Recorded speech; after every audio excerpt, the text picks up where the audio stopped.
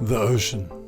It's a magical part of the Algarve and has been entrenched in Portugal's history forever.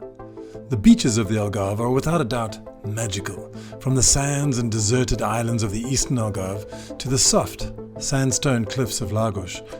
You have a wide range of different beaches to experience. Falésia Beach in Villamora is uniquely spectacular, catering for a long walk of 5.5 kilometers below strikingly orange cliffs. Catch them at sunrise and you've hit the jackpot. I went down to visit with Ukrainian digital nomad Ed at the Pishtana Villa Sol Hotel where he was staying.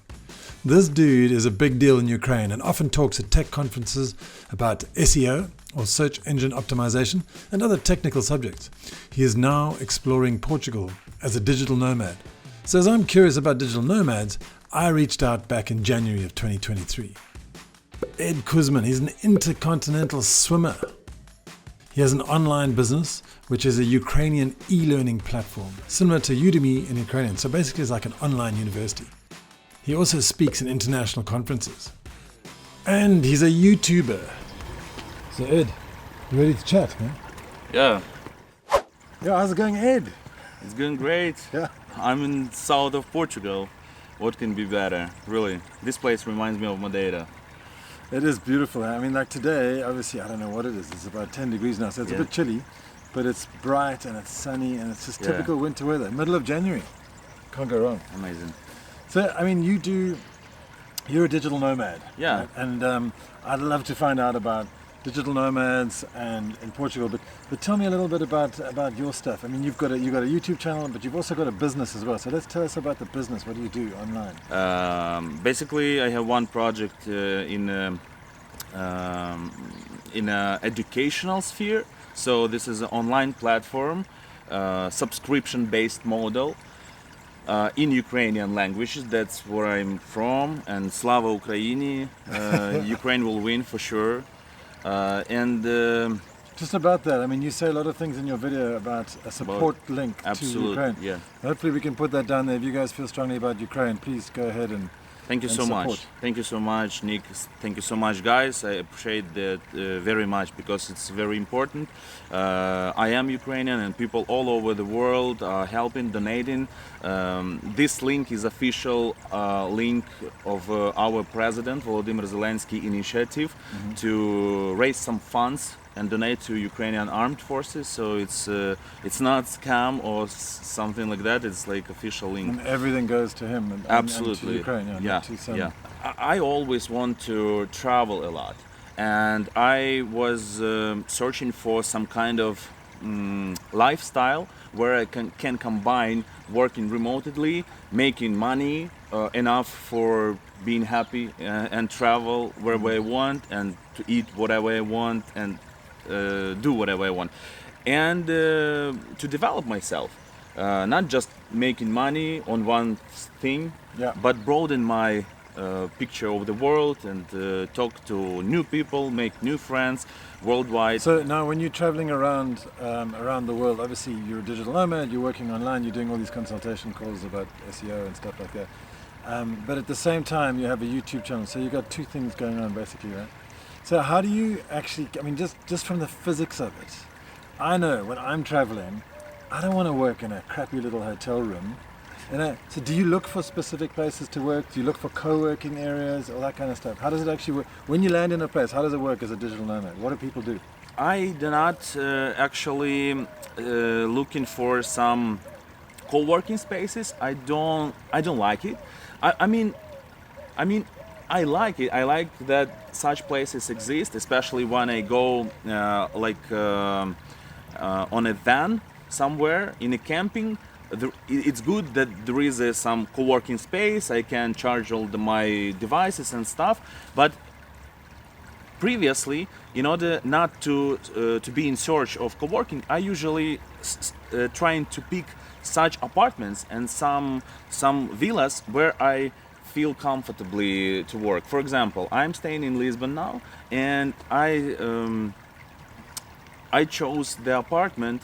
It's a 3-bedroom apartment, and 1 bedroom I organized like my YouTube studio and consultation studio, how you call it. I mean, I made everything in order not to want to go to co-working spaces. But of course, when I was in Madeira, I like Ponta do Sol. A lot of co-working spaces there. In Lisbon, also a variety, a range of them in this middle area of Lisbon also.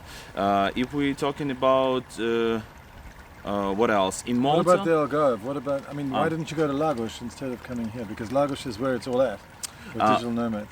The same thing, because I searched the area and I chosen like the best option from which I can go to Faro, to Albufeira, to Lagos. Like a central location. Yeah, like a central location.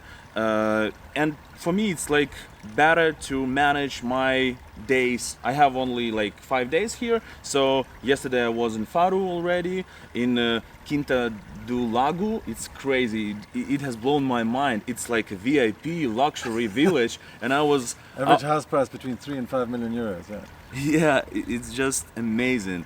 The lake, the ocean, and the houses, the country clubs, amazing. Beautiful place to spend your retirement, I guess. If you're wealthy. If you have 10 million euros. Exactly, yeah. Without Okay, so this. how do you meet new people? Like you, yeah, like I wrote you, I in YouTube Analytics, I saw your channel and it says, ad, your subscribers watching Nick's video. I searched you on Instagram and wrote you that, hey Nick, let's meet up or something like that, let's do collaboration. And thank you for your you're welcome. hospitality and for your kindness to meet and to make an interview. So that's how I do it. So if we're talking about co-working, it's good. I'm all for it, and I need it sometimes. But I'm trying to organize my place where I live. The way that I can edit, I can make consultation online in my home, but in another rooms. It's very important. The room I sleep, the room I eat, and the room I work. It's never the same room. It's very important. We're just going for a quick coffee down in Villamora, and then we're going to go along the cliffs and walk a little bit around the cliffs to show you these beautiful cliffs around here in Villamora. And I'll also point out to you like 5 really awesome beach restaurants that you can go and have an amazing meal at.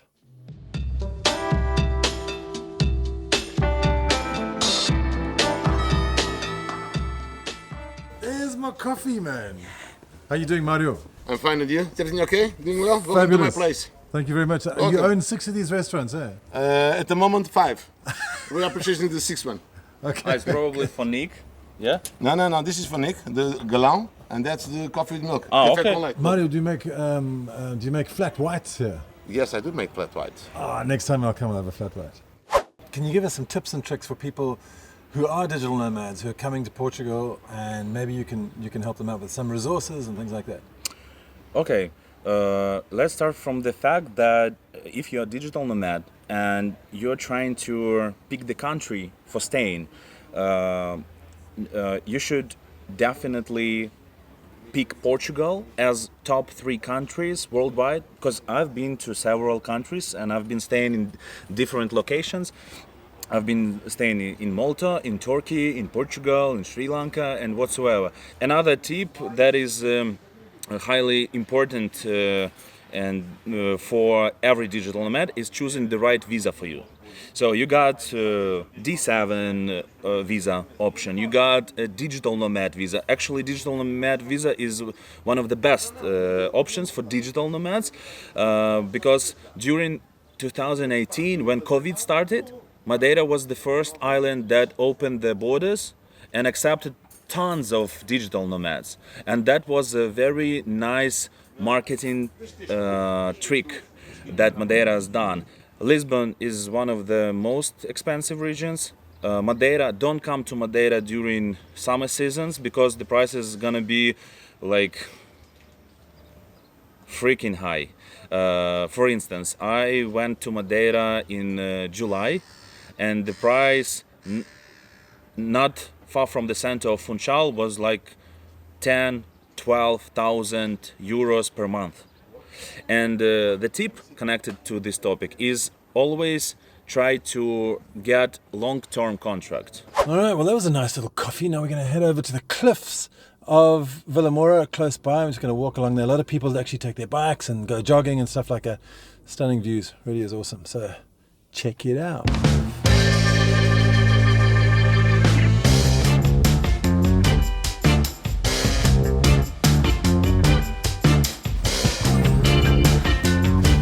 Don't think I need my jersey because it's a pretty warm day.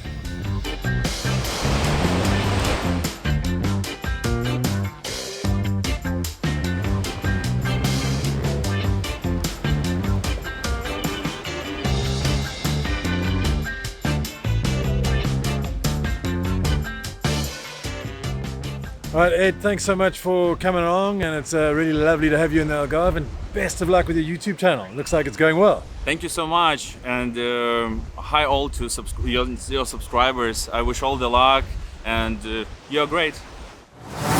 All right, I did promise you 5 beach restaurants in the Villamora area, and here they are, but 2 of these reached the top of the list. Thai Beach for a phenomenal time. If you ever had any parties, I had a 40th birthday party there, which was super memorable. Actually, don't remember that much, but it was fantastic. And second best is probably No Solo Agua for their Sunday night beach parties, DJs and stuff. Not really my scene, but a lot of people love it. You know, the rest of these restaurants, may I warn you, they're not cheap. So tourist trap, anyone? Anyway, let's get back to digital nomads. Now, becoming a digital nomad is pretty easy. Actually, it's not that easy. It's like you really have to rejig your professional life and try and work online because you want to be able to move around wherever you are in the world. You've got to understand visas and short stay requirements, all those kind of things. You've got to understand where there's a decent place to work with internet access and everything. And you've also obviously got to figure out your business. What are you going to do? So it's generally divided into 2 major categories. One, you work for somebody else and you can get a whole bunch of jobs. You're either a remote worker for a company in the US or London or somewhere. And then you can work wherever you are in the world, and they're quite happy with you working around the world. The other option is obviously to get as many jobs as you can online. Go to websites like remote.co, what are the other ones? We Work Remotely, Flex Jobs as well, and you can go and get jobs when and as you wish. And you obviously have to skill up and to get the right jobs to pay the right amount of money to finance your lifestyle. The other part, actually this is developing into 3 parts. The other part that you may want to opt for is actually developing your own product and become like, run software, design software or a service or consultations or become a life coach or something like that, which you can actually do online consultations and coaching. So there's a lot of opportunity in digital nomads, and the more digital nomads you meet, you'll find that there are infinite possibilities to work online. So essentially, I'm not a digital nomad, but I kind of am office independent. I love working from here, but I also go out and about, and I can work remotely if I want to. So the fact is that stops me being a digital nomad is that I love living in the Algarve, and I don't like traveling for a month. But I actually might go and spend a month in Indonesia one day, and because it's cheaper to live there. So it's another bonus about becoming a digital nomad. Anyway, we will get back to the subject in more detail in future videos. Really excited to have you watching. Thank you so much. All right, ciao. AlgarveAddicts.com